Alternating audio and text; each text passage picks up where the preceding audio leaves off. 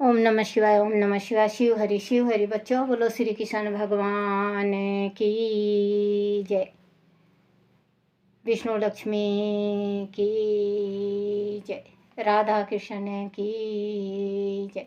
राधे राधे बच्चों, बोलो छोटे से लड्डू गोपाल की जय। अपने अपने माता पिता की जय। अपने अपने गुरुदेव महाराज की जय। भागवत पुराण की जय। भागवत पुराण में चौथा अध्याय नवगा और राजा अम्बशीर की कथा।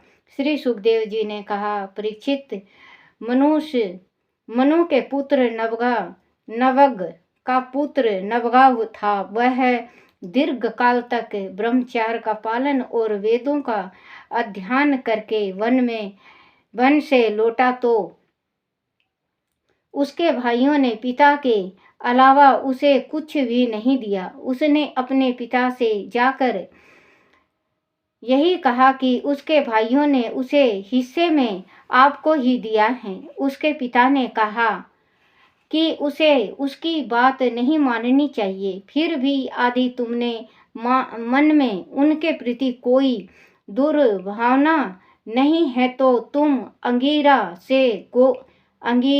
अंगीरस गोत्र के ब्राह्मण के पास जाओ। वह इन दिनों एक बड़ा भारी यज्ञ कर रहे हैं। वह हर छठे दिन अपने कर्म में त्रुटि कर देते हैं। तुम उन्हें महात्माओं के पास जाकर उन्हें वेश व देव संबंधी दो सूक्त बतला दो। जब वह स्वर्ग जाने लगेंगे तो यज्ञ से बचा हुआ अपना सारा धन तुम्हें दे देंगे। अपने पिता के कहने पर नवगा उसके पास गया और उसने वैसा ही किया जैसा पिता ने बतलाया था। उन अंगिरस गोत्री ब्राह्मणों ने स्वर्ग जाते समय अपने सारा धन उसे दे दिया। जब नवगा उस धन को लेने लगा तब उत्तर दिशा से एक काले रंग का पुरुष वहां आया और बोला, इस यज्ञ भूमि में जो बचा हुआ है वह सब धन मेरा है। उस पुरुष नवगा ने कहा, महर्षि ने यह धन मुझे दिया है, अंत यह मेरा है। उस पुरुष ने कहा, इसका निर्णय तुम्हारे पिता करें। नवगा ने अपने पिता के पास जाकर सारा वृत्तांत सुनाया तो उसके पिता ने कहा, पुत्र, एक बार दक्ष प्रजापति के यज्ञ में ऋषियों ने यह निश्चय किया था कि यज्ञ भूमि में जो बचा रहे उसे रुद्र देव को ही दिया जाए। इसलिए वह धन तो महादेव जी को ही मिलना चाहिए। नवगा ने वापस जाकर उस काले पुरुष को आदर के साथ प्रणाम किया और कहा, हे महादेव, मेरे पिताजी ने कहा है कि यज्ञ भूमि की सभी वस्तुएं आपकी हैं। मुझसे जो अपराध हुआ है आप मुझे कृपया क्षमा करें। तब भगवान रुद्र ने कहा, वत्सल, तुम्हारे पिता ने धर्मानुकूल निर्णय दिया है और तुमने भी सत्य कहा है। मैं तुमसे बहुत प्रसन्न हूँ। मैं तुम्हें ब्रह्म तत्व का ज्ञान देता हूँ। यह बचा हुआ जो अंश है वह भी मैं तुम्हें देता हूँ, इसे स्वीकार करो। इतना कहकर सत्य प्रेमी भगवान रुद्र अंतर्धान हो गए। जो मनुष्य प्रत्यह और सायंकाल एकाग्रचित्त होकर इस कथा नक का श्रवण करता है वह प्रतिभाशाली वेद यज्ञ होकर अपने आत्मा स्वरूप को जान लेता है। परीक्षित, इसी नवगा के पुत्र नाभग के पुत्र थे अमर ऋषि। यह भगवान के बड़े भक्त थे और धर्म उपरांत थे।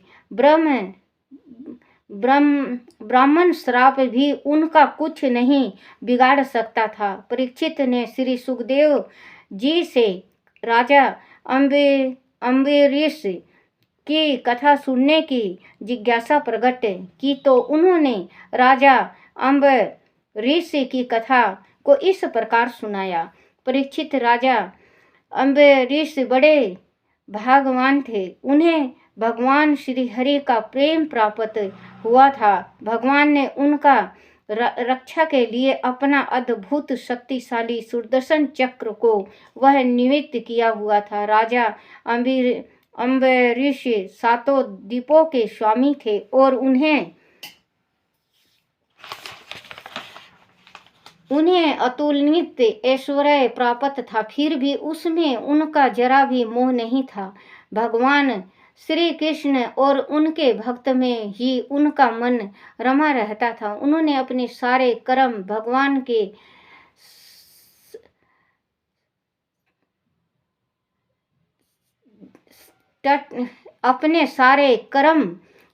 के श्री चरण कमलों में अर्पित कर रखे थे। उन्होंने सरस्वती के तट पर बड़ी दक्षिणा वाले अनेकों अवश्य मेघ यज्ञ किए थे। भगवान की आराधना ही उनके जीवन की लक्ष्य था। उनके द्वारा किए गए यज्ञ में प्रजा महात्माओं द्वारा गाए हुए भगवान के उत्तम चरित्र का बड़े मनोयोग से श्रवण करते थे।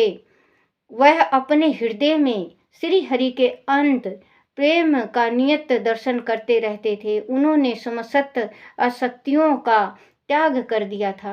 राजा अम्बरीश की पत्नी भी उन्हीं के समान धर्मशील, संसार से विरक्त एवं भक्तिपरायण थी। एक बार राजा अम्बरीश ने अपनी पत्नी के साथ भगवान श्री कृष्ण की आराधना के लिए एक वर्ष तक द्वादशी प्रधान एकादशी व्रत करने का संकल्प किया। व्रत के समाप्त होने पर कार्तिक मास में उन्होंने 3 रात का उपवास किया और प्रातः काल उठकर यमुना जी में स्नान किया तथा मधुवन में जाकर भगवान श्री कृष्ण की पूजा की। उन्होंने भगवान का महाअभिषेक सभी प्रकार की सामग्री द्वारा किया। फिर उन्होंने ब्राह्मणों को स्वादिष्ट भोजन कराया, उन्हें बहुमूल्य गोय दान में दी। सबसे अंत में ब्राह्मणों से आज्ञा लेकर उन्होंने व्रत का पारण करने की तैयारी की। उसी समय महाक्रोधी दुर्वासा ऋषि अपने ऋषियों के साथ वहां अतिथि रूप से पधारे। राजा अम्बरीश उन्हें देखते ही उठ खड़े हुए, उन्हें आसन देकर आदर के साथ बैठाया और विधि पूर्वक उनके चरणों की पूजा की। बाद में राजा ने उनसे भोजन करने की प्रार्थना की। दुर्वासा ऋषि ने स्नान करके भोजन करना स्वीकार कर लिया। वह अपने शिष्यों के साथ यमुना तट पर स्नान ध्यान करने के लिए चले गए। इधर द्वादशी केवल घड़ी भर शेष रह गई, परंतु दुर्वासा ऋषि का कहीं अता पता नहीं था कि वह कब लौट कर आएंगे। धर्म यज्ञ राजा अम्बरीश ने ब्राह्मणों से परामर्श किया कि अब क्या करना चाहिए। आदि वह दुर्वासा ऋषि और उनके शिष्य को भोजन कराए बिना ही संत भोजन कर लेते हैं और द्वादशी रहते व्रत का पारण नहीं करते हैं तो दोनों ही स्थितियों में दोष लगता है। वह विचित्र धर्म संकट था, वह करे तो क्या करे। तब ब्राह्मणों ने विचार करके उन्हें बतलाया कि स्मृतियों में ऐसा कहा गया है कि जल पी लेना भी भोजन करना ही है और नहीं भी है। ऐसा निश्चय करके उपरांत राजा अम्बरीश ने समय रहते जल पी लिया। परीक्षित, उसी समय दुर्वासा ऋषि अपने शिष्यों के साथ वहां आ धमके और क्रोध में भरकर बोले, अच्छा तो तूने धर्म का उल्लंघन करके व्रत का पारण कर लिया।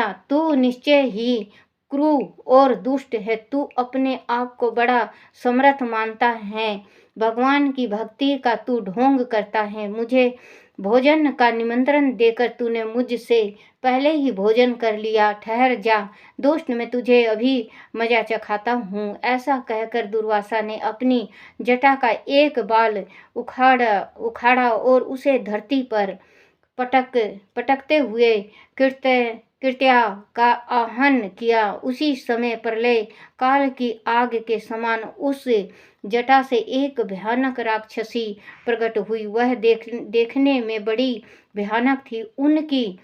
उनकी लाल सुरख आंख क्रोध में दमक रही थी। उनके हाथों में एक तेज धार वाली तलवार थी। उसे लेकर वह जीभ लपलपाती हुई राजा अम्बिसर की ओर बढ़ी। पीछे से दुर्वासा क्रोध में मार डाल इसे तथा कातिल भक्त को। वह राजसी जैसे ही राजा अम्बिसर के पास आई और उसे अपनी तलवार उसे मारने के लिए उठाई तो राजा अम्बिसर बिना विचलित हुए हाथ जोड़कर उनके सामने खड़े हो गए। वह एक पग भी पीछे नहीं हटे। उसी समय वह सुदर्शन चक्र प्रकट हुआ और उसने अपनी तेज किरणों के द्वारा कृत्या को भस्म कर दिया। उस भस्म करके वह सुदर्शन चक्र दुर्वासा की ओर बढ़ा। उसे अपनी ओर आता देखकर दुर्वासा ऋषि पलटकर भाग खड़े हुए। भगवान का चक्र भी उसके पीछे पीछे भागने लगा। दुर्वासा ने चक्र को अपने पीछे आते देखा तो वह प्राणों के भय से घबरा गए। वह तेजी से दौड़ते हुए पहले रक्षा के लिए ब्रह्मा जी के पास गए, परंतु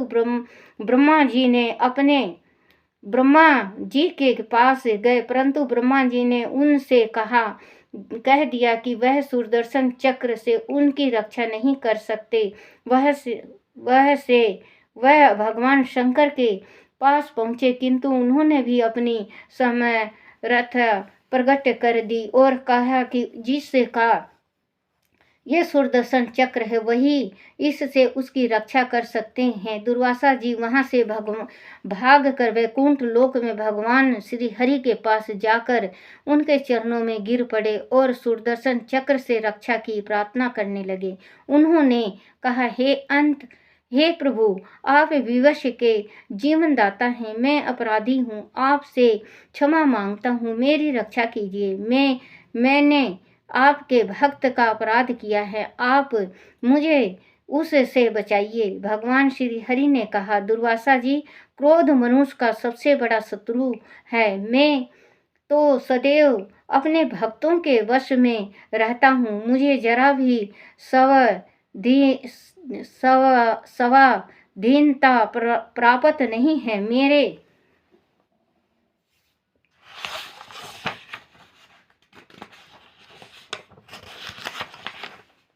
मेरे सीधे साधे भक्तों ने मेरे हृदय को अपने हाथों में कर रखा है।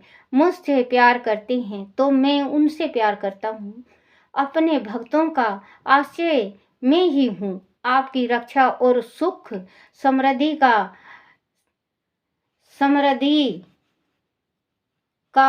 दायित्व मेरे कंधों पर है। मैं उन्हें छोड़कर ना तो अपने आप को चाहता हूँ, ना अपनी पत्नी श्री लक्ष्मी को। जो लोग मेरी शरण में हैं, मैं उनके अहित की बात कैसे कर सकता हूँ। दुर्वासा जी, मैं आपसे और क्या कहूँ। मेरे प्रेमी भक्त तो मेरे हृदय में हैं और उन्हें प्रेमी भक्तों का हृदय में स्थित हूँ। आपको मैं एक उपाय बतलाता हूँ, जिसका अनिष्ट करने से आपको इस विपत्ति में पड़ना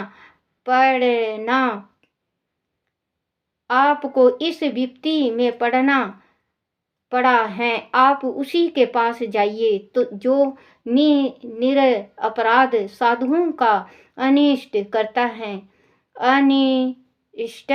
है, उससे अनिष्ट करने वाले का ही अमंगल होता है। इसे मैं संदेह नहीं कि ब्राह्मणों के लिए तपस्या और विद्या परम कल्याणकारी साधन है, परंतु आदि ब्राह्मण दंड और सन्यासी हो जाए तो वह दंड के अधिकारी होते हैं। अंत आपके लिए वह उत्तम है कि आप राजा अम्बरीशर के पास ही जाइए और उनसे ही आप क्षमा मांगे, आपको निश्चय ही शांति मिलेगी। परीक्षित भगवान के वचनों को सुनकर दुर्वासा ऋषि सुदर्शन चक्र की ज्वालाओं से दग्ध होते हुए राजा अम्बरीशर के पास गए। बोलो श्री कृष्ण भगवान की जय। बच्चों, जैसे कि अगर आप एकादशी को व्रत रखते हो, विष्णु भगवान का एकादशी का व्रत रखते हो, एकादशी का व्रत इतना बड़ा और इतना महत्व है बच्चों, बहुत ज़्यादा, क्योंकि एकादशी का व्रत करने वाला कभी दुखी नहीं होता। एकादशी का व्रत हमेशा करना चाहिए। एकादशी का व्रत करने से विष्णु भगवान साक्षात होते हैं। तो इन्होंने दुर्वासा, बहुत ज़्यादा दुर्वासा गुस्सेल थे बच्चों, बहुत ही ज़्यादा गुस्सेल भी थे और जिद्दी भी थे। तो इन्होंने इनको श्राप दिया था, अपने मतलब श्राप नहीं दिया बच्चों, वो बाल निकाल के, अपनी जटा निकाल के नीचे डाली, तो फिर भगवान उसमें उसमें से राक्षसी निकले, लेकिन उसको जैसे ही मारने लगे उस भक्त को, तो भगवान का सुदर्शन आ गया। सुदर्शन उसको मार के फिर दुर्वासा के पास गए, ब्रह्मा मारने के वास्ते दुर्वासा को। तो फिर ब्रह्मा के पास गए दुर्वासा, ब्रह्मा ने भी मना कर दिया। शंकर के पास गए, शंकर ने भी, विष्णु के पास गए, विष्णु भी मना कर दिया कि जिसका तुमने निरादर किया है वही आपको बचाएगा। तो ये कल का है